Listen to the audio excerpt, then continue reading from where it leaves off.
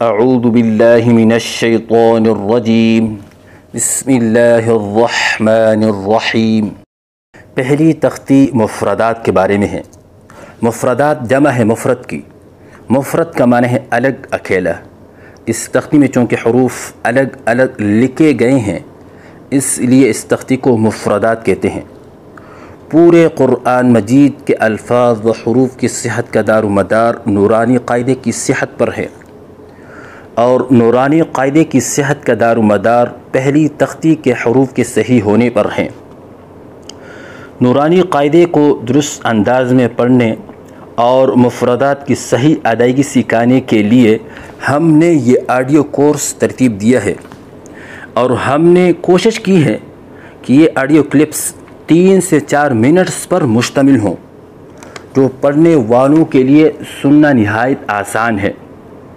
نیز ہم نے اکثر حروف کو مثالوں کے ذریعے سمجھایا ہے تاکہ بچوں کو سمجھنے میں آسانی ہو اور نورانی قاعدہ کے ضوابط ان کے ذہن میں پختہ ہو جائیں۔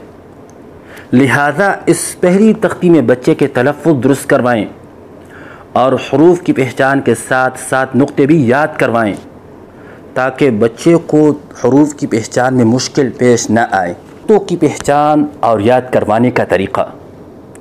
نقطوں کی پہچان اور یاد کروانے کا طریقہ یہ ہے کہ ہم شکل حروف میں سے ایک شکل جیسے با، تا، ثا کی ایک شکل بنائیں، پھر اس شکل کے اوپر اور نیچے نقطے لگا کر بچے سے پوچھیں کہ کون سا نقطہ کس حرف کی علامت ہے۔ اسی طرح باقی حروف کی اشکال کی بھی اسی طرح پہچان کروائیں، جیسے جیم، ح، خ وغیرہ وغیرہ۔ اس طریقے سے تختی مکمل کروائیں۔ اگر پھر بھی بچے کو حروف کی پہچان نہ ہو یا کمی ہو تو جس طرح ہم دائیں سے بائیں پڑھانا شروع کرتے ہیں اسی طرح بائیں سے دائیں کی طرف اور اوپر سے نیچے اور پھر نیچے سے اوپر کی طرف پڑھوائیں۔ انشاءاللہ اس طرح حروف کی خوب پہچان ہو جائے گی۔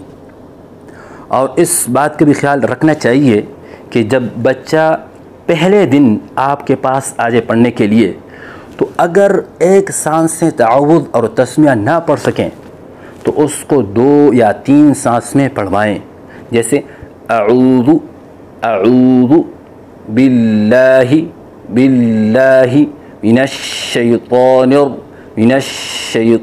الرجیم۔ اس طرح بار بار مشق کروائیں، اور تسمیہ کے بھی اسی طرح مشق کروائیں۔ بسم اللہ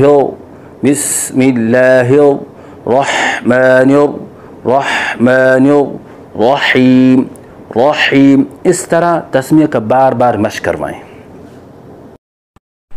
بچوں کی سہولت اور آسانی کے لیے ضروری ہے کہ پہلی تختی کے حروف کی گروپ بندی کی جائے تاکہ بچوں کو اس گروپ بندی کے ذریعے یہ معلوم ہو جائے کہ کون سے حروف کو بالکل نہیں کھینچا جاتا، کون سے حروف کو کھینچا جاتا ہے تو کتنا کھینچا جاتا ہے، اور کون سے حروف میں آواز ناک میں جانے کا اندیشہ ہوتا ہے اور کون سے حروف میں آواز ناک میں جانے کا اندیشہ نہیں ہوتا۔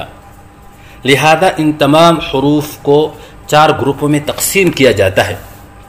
پہلا گروپ یہ 2 حرفوں پر مشتمل ہیں، الف اور حمزہ۔ ان کو بالکل نہیں کھینچا جاتا، یعنی ان کو لمبا کرنے سے بچایا جائے۔ دوسرا گروپ وہ حروف جو 2 حرفوں سے مل کر بنے ہیں اور ان حروف کو 1 الف کے برابر لمبا کیا جاتا ہے، وہ حروف یہ ہے: با، تا، ثا، ح، خ، غ، ز، ط، ظ، ف، ہ، یا۔ تیسرا گروپ وہ حروف جو 3 حرفوں سے مل کر بنے ہیں اور ان کی ادائیگی کے وقت آواز ناک میں جانے کا اندیشہ نہیں ہوتا، اور ان حروف کو 3 الف کے برابر لمبا کیا جاتا ہے، وہ حروف یہ ہیں: دال، ذال، صاد ضاد قاف کاف واو. چوتھا گروپ، اور یہ حروف بھی تیسرے گروپ کی طرح 3 حرفی ہے، لیکن ان کی ادائیگی کے وقت آواز ناک میں جانے کا اندیشہ ہوتا ہے، اور ان حروف کو 3 الف کے برابر لمبا کیا جاتا ہے.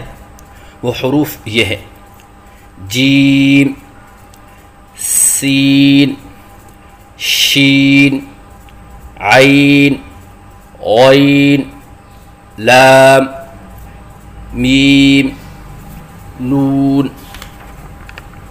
آواز ناک میں جانے کی وجہ کیا ہے؟ حروف مدہ یا حروف لین سے پہلے یا بعد میں نون یا میم آ جائے، جس کی وجہ سے آواز ناک میں چلی جاتی ہے. لہذا ان حروف کی ادائیگی کے وقت خصوصی توجہ دی جائے تاکہ اس غلطی سے بچا جائے. پہلے دن سبق دینے کا طریقہ: پہلے دن بچے کو اتنا سبق دیا جائے کہ جتنا اس کے لیے یاد کرنا آسان ہو، جیسے الف سے لے کر ثا تک یا جیم تک دیا جائے، پھر جیم سے آگے ذال تک دیا جائے. اسی طرح تختی مکمل کروائیں.